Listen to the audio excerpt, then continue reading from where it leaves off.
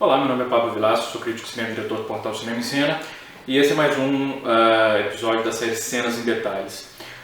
Hoje eu vou falar sobre Los Angeles, Cidade Proibida, que para mim é um dos melhores filmes de 97, talvez até o melhor. Não sei, teve Boogie Nights também, enfim, um dos melhores de 97. Que é um noir, um filme com claras inspirações noir, e que tem uma trama extremamente complexa, que é conduzida pelo contraponto entre três personagens principais, que são os personagens do Russell Crowe, do Guy Pearce e do Kevin Spacey. E a cena específica que eu quero discutir hoje é uma cena que acontece mais ou menos na metade do filme, e na qual o personagem do Guy Pearce, que é o Ed Exley, ele finalmente consegue demonstrar as habilidades que ele tem como policial, como interrogador, como investigador e até provar para os seus outros adversários, né, principalmente porque não quero dizer exatamente adversário, mas enfim, os seus colegas desafetos, particularmente o Russell Crowe e o Guy Pearce o Kevin Spacey, que ele não é só uma criatura política, que ele também tem talento como investigador. Que é a cena do interrogatório, quando eles prendem três rapazes e acusam esses três rapazes de terem sido os autores do massacre no Night Owl, e ele vai interrogar esses três rapazes. E o que é muito interessante, essa é uma cena muito complexa, porque basicamente ela tem três cenas dentro de uma cena só. Cada um dos suspeitos está numa das celas, da sala de interrogatório, e ele vai oscilar entre um e outro. Essa é uma cena que já começa com uma imagem que eu acho extremamente icônica e simbólica para a cena. Primeiro, do ponto de vista mais óbvio, quando ele está olhando através do espelho de dois lados para um dos suspeitos, que vai ser o primeiro que ele vai interrogar, a gente pode perceber como a figura dele surge grande em cima do sujeito. Então isso já mostra a dinâmica da cena, em que ele vai se impor sobre o cara. Então, do ponto de vista simbólico, a força do personagem do Guy Pearce, ela já é exposta nesse primeiro plano, que já praticamente expõe a dinâmica da cena. Mas mais do que isso, é interessante a gente perceber o jogo de reflexos, porque as aparências são elementos extremamente importantes em Los Angeles, Cidade Proibida. Então, também do ponto de vista simbólico, o fato de a gente estar vendo a projeção do reflexo do Guy Pearce, da força que ele quer exibir, é importante, porque é uma projeção justamente da aparência que ele quer projetar. Quando a cena começa, o que eu acho interessante, como eu falei, são três cenas em uma só. Ele vai interrogar primeiro, vai começar a interrogar o primeiro suspeito. O Curtis Hanson, que é o diretor do filme, ele vai expor a sala, num plano aqui mais aberto, ele vai caminhar, ele vai expor, e aqui ele vai fazer outra coisa interessante, vai mostrar a inteligência do Curtis Hanson como diretor.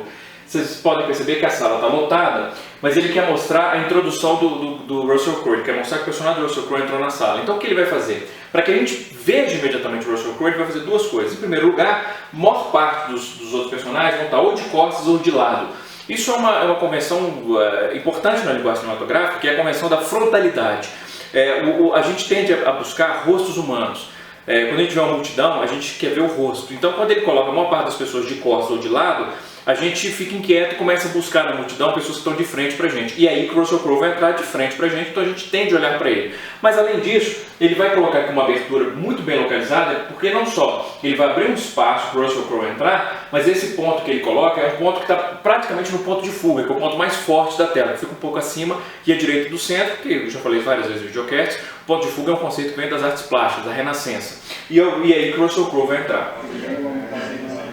Então não ver o Russell Crowe é quase impossível nessa cena, então é uma introdução muito inteligente. A cena continua, ele vai mostrar Russell Crowe, a motivação do Russell Crowe para estar ali, e o interrogatório começa, ele mostra o Kevin Spacey, ele mostra que todos os personagens importantes estão ali, e aí começa a primeira cena, o primeiro interrogatório. Quando ele entra para conversar com o primeiro suspeito, é interessante vocês notarem a dinâmica da cena. Primeiro que do ponto de vista de estrutura é uma cena muito bem construída, elegante. Ela começa com esse plano e vocês vão perceber que quando essa cena termina, ela vai terminar com um plano similar. Quando ele vai sair da sala, ele para e fala alguma coisa com o cara, então ele amarra as pontas da cena do ponto de vista estético. Começa com esse plano e termina com esse plano, com um plano muito similar. É interessante, né, do ponto de vista de atuação, demonstrar o cara tá meio apanhou tanto que já está traumatizado. Oh, I think you'd be surprised what the lad is capable of. E a cena é uma cena interessante, como eu falei, You're 22. e complexa. E vocês vão perceber que outra coisa interessante ao longo dessa cena, eu sugiro, não vou passar a cena toda, mas eu sugiro que vocês assistam essa cena em casa, assistam o filme, aliás. Ele vai fazer, a lógica com que a cena progride, ela ressalta a tensão. O primeiro interrogatório ele começa com um plano mais aberto, como vocês estão vendo aqui.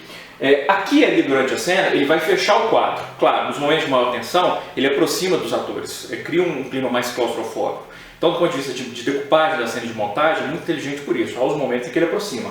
Quando ele vai interrogar o segundo suspeito, ele já nem começa assim mais, ele já começa com um quadro bem mais fechado. E o terceiro, ele já começa o terceiro interrogatório num plano fechadíssimo do suspeito. Ou seja, a cada novo interrogatório, a cada suspeito que ele interroga, à medida que o interrogatório vai ficando mais tenso, que ele vai descobrindo a possível presença de uma refém, o Curtis Hanson vai iniciando o próximo interrogatório com quadros mais fechados automaticamente. Então já começa mais tenso, ele não reinicia a dinâmica como ele está fazendo aqui. Então o espectador percebe que a cena está ficando mais tensa. Aqui ele vai cortar para um plano mais fechado, então quer dizer, essa é a lógica, né? Ele, nos momentos chaves em que a reação do personagem é importante, ele fecha o quadro, ok, mas ele começou mais aberto.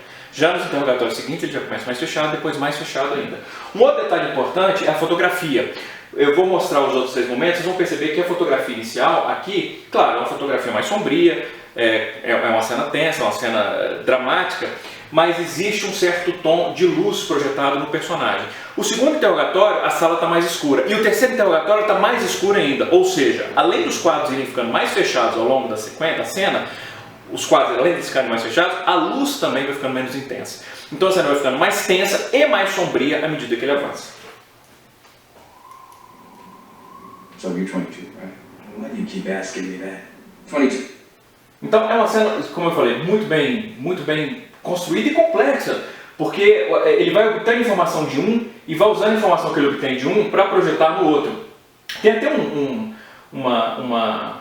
aqui de novo, olha que interessante, como ele mostra o Russell Crowe, praticamente no mesmo ponto em que ele entrou no início da cena. Então tem aqui uma abertura, então apesar de todos estarem de frente para a gente, ele deixa praticamente um espaço aberto aqui para o Russell Crowe, de novo, quase no ponto de fuga, nesse espaço aberto, está presente, então não tem como não ver o Russell Crowe na cena. Então é uma abordagem muito inteligente, muito complexa. Então nos momentos mais tensos aqui, ele fecha o quadro, porque ele está pressionando o outro personagem. Aqui é interessante, porque do ponto de vista de montagem, estritamente falando, os montadores vão concordar comigo, eu espero, aqui tem um erro de eixo. Eu, no lugar do Curtis Hanson e do montador, eu teria invertido esse plano, porque ele tem um erro, não vou dizer erro, né? É difícil falar em erro no cinema, mas tem um salto no eixo estranho, porque na verdade a câmera deveria estar mostrando do lado de lá, então era para a gente estar vendo que esse quadro está invertido, porque ele vai movimentar a mão. Aqui não tem tanto problema, porque primeiro que o fato dele movimentar a mão já deixa claro quem é o personagem que está fazendo isso, ele inclina o corpo para frente. E além disso, o Guy Pearce, ele é um ator branco e ele está contracenando com um ator negro, então não tem confusão em relação de quem é essa mão. Mas ainda assim, estritamente falando do ponto de vista de linguagem, esse plano está invertido, então tem um probleminha de eixo aí, mostrando que até os grandes filmes e as grandes cenas, elas podem ter um erro ou outro, não é nenhum demérito. Então a cena avança.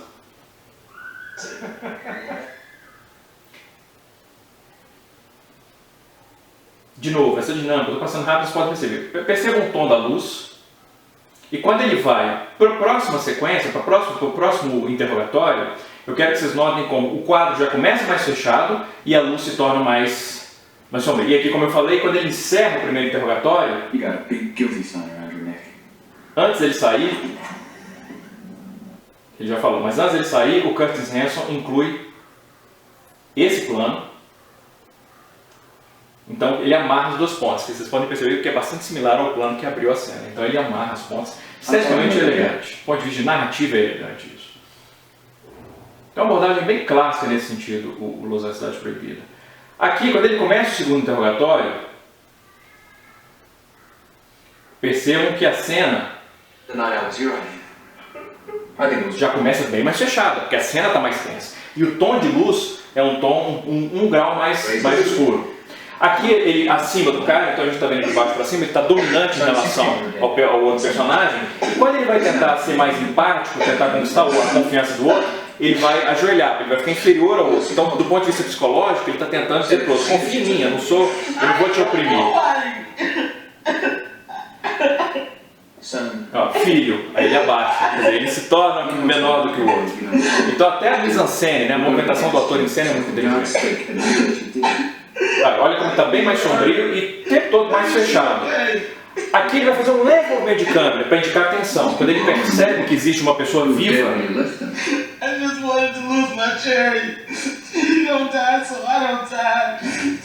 movimenta a câmera. É um movimento muito breve, muito rápido, mas já é o suficiente para indicar atenção para o espectador. Então, isso aí, um bom diretor ele faz isso, você não precisa movimentar a câmera ostensivamente para passar alguma mensagem. Um leve movimento de câmera e ele já cria atenção, ele já mostra que algo aconteceu, uma informação foi obtida ali que o espectador e o personagem não esperavam e que isso vai movimentar a cena até o final.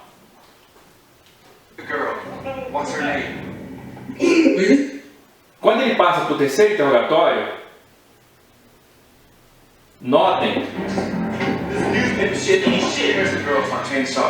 a gente vê ele mais aberto, mas quando corta para o outro, olha como é que a gente já começa o último interrogatório grudado no rosto dele e a cena está bem mais escura. Então ele vai mostrando como vai ficando mais tenso, mais dramática a cena à medida que a cena avança, até que termina essa sequência já completamente na escuridão. Na semi-escuridão.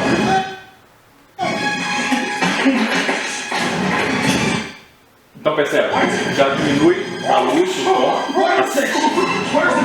a cena se torna bem mais intensa, os cortes mais rápidos, até então os cortes tinham um ritmo mais pausado, e é claro, do ponto de vista de fotografia, metade do rosto do Russell Crowe na sombra, indicando justamente essa natureza ambígua, meio sombria do personagem. Então é uma cena que ela é fantástica, brilhante, irretocável, tanto do ponto de vista de decupagem, quanto montagem, quanto fotografia, roteiro, atuação. Então é uma cena espetacular, num filme espetacular, mesmo que, como eu falei, tem um pequeno problema, nem vou dizer, um pequeno problema de um salto inesperado no eixo ali no meio. Então mostrando que até as cenas perfeitas do ponto de vista de funcionar muito bem na narrativa podem ter seus problemas pontuais. É isso, esse filme é fantástico. Um grande abraço e bons filmes.